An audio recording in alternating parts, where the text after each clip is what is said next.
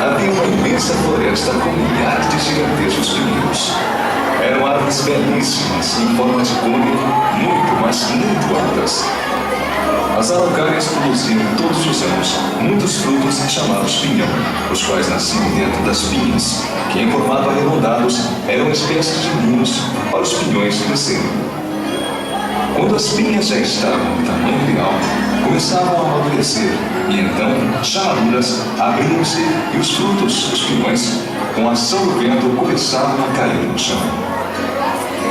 Lá ficavam espalhados na superfície do solo e serviam de alimento para todos os pássaros e animais que habitavam aquela floresta.